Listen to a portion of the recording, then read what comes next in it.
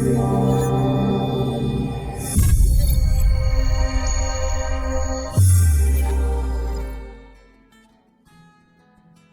everybody, my name is Aman Joshi. Now if you're following our vlog series that we are doing over the past couple of weeks, you already know that we are inviting facilitators, teachers, people involved in Taling processes to come and talk to us about different services, different offerings that Taling has in store. Today we are going to talk about another very special service, very beautiful initiative that Taling has, which is called Taling Art Talks. And to talk about that in detail, to introduce all of you to Taling Art Talks, we have Anshu, Kering, Jodhawat with us today. Hi, can you hear me fine? Definitely. Awesome. Why don't you tell us a little bit about what is Taling Art Talks and what's special about that? All right. So, Taling Art Talks is a project wherein we work with different groups. So, let it be children with special needs, geriatric population, women, and we use these art-based interventions with them. So, using music, using visual art, drawing, painting, dance, to achieve at a common goal that is decided for the group. So, for example, if the goal is confidence or team building or communication, so using these therapeutic modules, we try to approach and try to regain confidence, self-worth, and make the person a little more connected to themselves. So that is what Taling does. That's beautiful. And can you tell us the kind of groups that you do it with? So I have been working a lot with kids majorly. So we've done a couple of programs with I Teach Foundation. We've done a couple of programs with Ashay, which is another NGO. We've done I was working until the lockdown.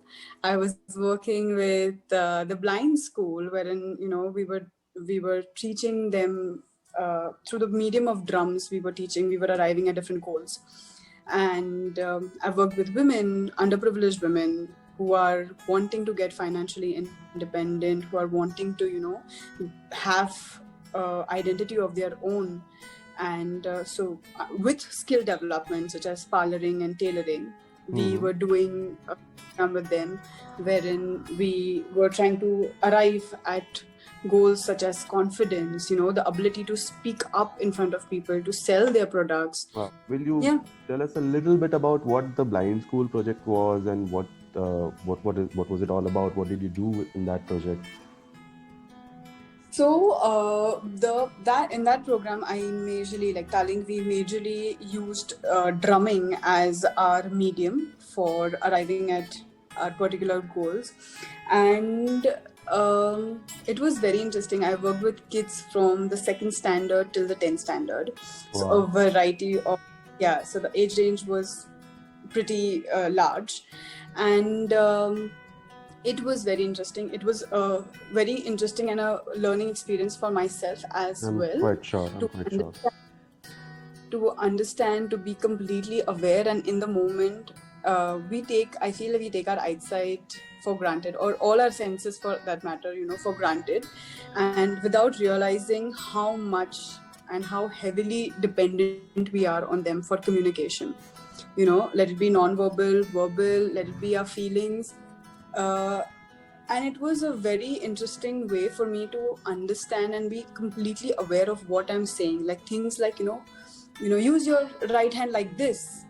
Right. That is as simple as sentences as simple as that, do not work, and you have to be completely aware. And those kids are so talented, so aware, and so quick at learning. There were a lot of instances where, I felt the need to, amp up my capability to reach their potential. Wow. So, and I feel like, they are absolutely capable at arriving and doing anything in life. And it is very interesting to know that, because like the age range was so varied, it's interesting how much the school teaches them to be aware of their surroundings. So Right. a student who is in second grade versus a student who is in 10th grade, their awareness level, their knowledge of the room, what is happening, the amount of things that they can sense and understand also varies. Wow. So it was so beautiful to understand how much the school and the teachers at that school put in for a kid just for a normal day in their lives. So Wow. that, yeah, and they are so good at drumming, they are so good at arts. I've had parents, so we used to have our session, like it was the last session of the school, all right, during the day.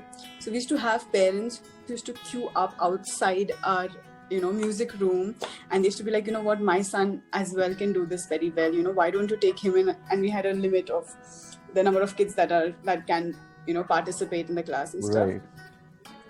And they are so talented and so quick and easy to learn. Like, even um, it's a compliment for the kids that so-called normal kids that are not able to grasp the language. Like, we did a lot of African songs with those kids, with African, like actual traditional African drumming, and they are so quick to grasp on the words. They sing it so well, and the dedication of those kids is something that is completely mind-blowing. Wow. Their leadership is, and all of it comes through, because I was working with those kids for a good 6 months, and from day one what the kid was till the 6th month to where we've arrived, the level of confidence, the level of leading a group. We did a performance with them as well. Oh, So the like a confidence to full-fledged get on performance?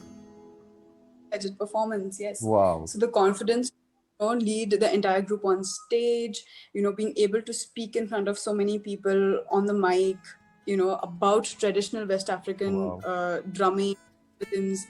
So yes, we've come through a long way, where girls, and especially girls, I think in our culture or society, we are already taught that girls need to talk softly and present themselves in a way, and etc etc. And these kids being blind, I think more so much, because they need to be so much more careful, because we all know the world is not a very True. nice place to be in. True. So the girls are so quiet and so composed, and I would have to literally tell them, like, I can't hear what you're saying, speak up loudly, like even their names, try to take their names as well. And after a few months into the project, having these girls stand up and tell me what they like and they don't like, and how much they've been practicing drumming, and Wow. where all performed, and it's very, I feel very grateful to be a part of this project, and having to met those kids and to learn so Wow. much from them. Yeah, it makes me more curious about what other areas are actually benefited with these art talks projects, and some of the highlights for you where you felt that you started with this particular goal, and at the end of the project you were surprised by where the participants could reach. Share an incident with you. So this is from one of the projects that we did. The group was underprivileged women who were learning skills like parloring and tailoring to get financially independent. And once we started the project with them, we realized that these women were so massively abused. And I'm not just saying physically, like verbally, mentally, on their day-to-day lives, always been told how they're not enough, how they're not capable, and all that they can do or will do for the rest of their lives is just be in the house and cook and clean, and never appreciated for that as well. And as and when we did the project, there were several women who came up with stories of how the smallest things of how what they wanted to wear and how they wanted to make their hair, and was all such a big massive fight for them. Like, coming for the sessions with us was a major fight with them. So many of them used to lie at home, not tell the real truth of where they were, and that they were being a part of a project like this one. And by the end, it was very rewarding. By the end of it, there were some women who actually went up to their husbands and spoke to them, saying that their requirements were this, that this is how they felt, this is what they think they needed to do in their lives, and that they are not going to tolerate, being spoken to in a certain way or being hit by them, or, that they needed their self-identity and that they are capable and they are enough. So by the end of the project, there was this one particular woman I remember whose husband was extremely paranoid and would not let her, wear certain clothes, or even if she used to dress up, he used to question, why are you dressing up? Why are you wearing this? Why are you tying your hair? Why are you combing your hair was also a question. Wow. And by the end of it, she came and she said, and she had given him an ultimatum that if you cannot change, I'm going to leave, because I have realized that I am capable. I can earn my own money. I can raise my own kids. So you have a decision to make. And it was wonderful that once she stood up for herself, her husband gave her respect. Wow. And it was very beautiful to know that and realize this, that so many times, even in our lives, we don't give ourselves the respect and the love that is required. And we keep questioning why nobody else is, loving us in a certain way or respecting us, or, giving us the things that we need emotionally and mentally. So that was a very beautiful experience for me to understand that, that we, women, men, kids, all of us need to learn to respect and love ourselves first in order to expect that from somebody else. And once we do, I think that is a lot of times reciprocated back to us. Definitely. So, yeah. Wow. Thank you so much. The whole process of being a part of projects like these, such transformational projects, such life-changing projects for participants, I'm sure they bring with them the different kinds of internal, external, emotional, physical, spiritual shifts for a facilitator as well. So, would you like to just tell us a little bit about what has it been for you, like as a facilitator? Absolutely. So, if I speak only for me, initially it is, like I'm super excited with the project, and I have like an ample of energy and enthusiasm, and I'll be like, we are going to do this also and that also, and I want to do everything with the group. And of course, once the project starts and once you have enough interaction with the participants, we realize, what we are able to separate, our needs versus the need of the group, or whatever that we decided would be the aim or the goal for the group. And once we start interacting with the group, we realize that maybe sometimes it is what we decided it, and sometimes it's something completely different. Right. So it's taught me to be less rigid, more open to change, to flow with the flow. And and it is, and sometimes we will be doing a session, I'll be rather doing a session, and things come up for us as well, like as a facilitator, as facilitating a therapeutic activity, or a therapeutic change for somebody else's life brings out a lot of things that are subconsciously or unconsciously hidden within us as well. So it is taught to deal with my emotions as well, and I'm very grateful that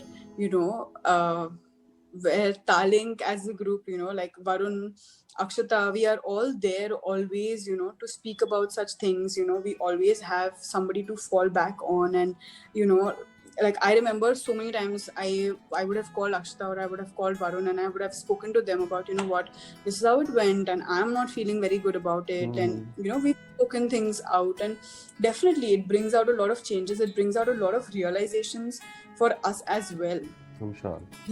Within our family, within our relationships, for myself personally, it's changed my outlook on things a lot, where initially I think everybody, especially when I'm working with kids, they are such innocent, pure beings, and they will say things as it is. Like there is no filter, which is Right. so beautifully.